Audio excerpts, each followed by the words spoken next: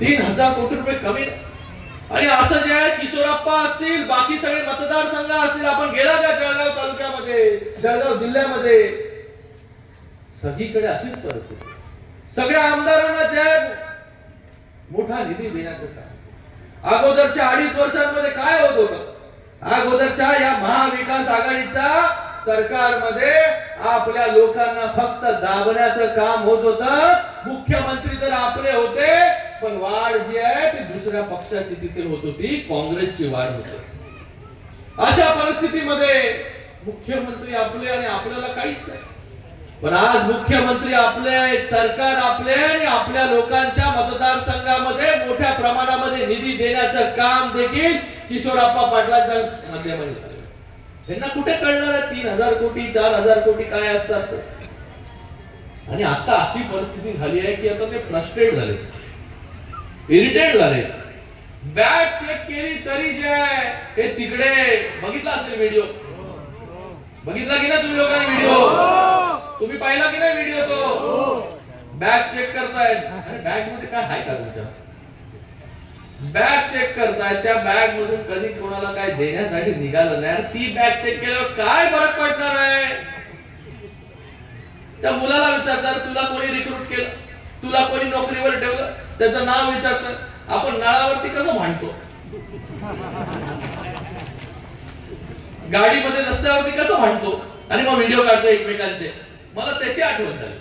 अरे काय परिस्थिती, इलेक्शन सुरू आहे, सगळ्यांच्याच बॅगा चेक होतात, मुख्यमंत्री मोदयांच्या पण होतात, उपमुख्यमंत्री मोदयांच्या पण होतात, पीएमच्या पण होतात, सगळ्यांच्या होतात.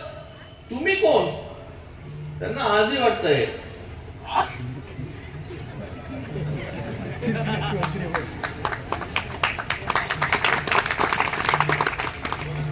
बघा.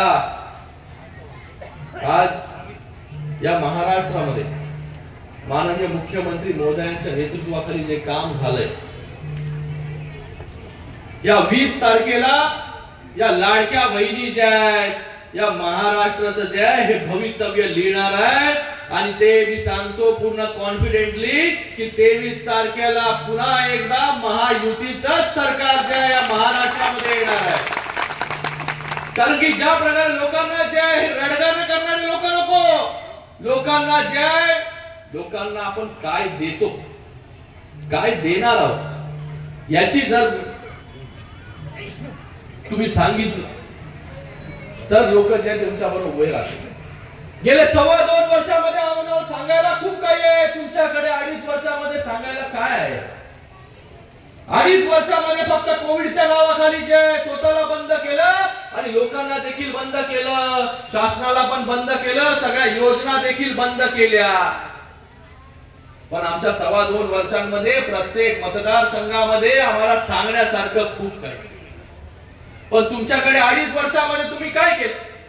2.5 वर्षामध्ये मुंबईमध्ये जे आहे हे कोविडच्या रुग्णांना देणाऱ्या खिचडीमध्ये जे आहे ना, 300 ग्राम खिचडी द्यायची होती, 200 ग्राम द्यायचे, 100 ग्राम घरी घेऊन जायचे. एवढी खिचडी कोण खात होतं मला काही कळालं नाही.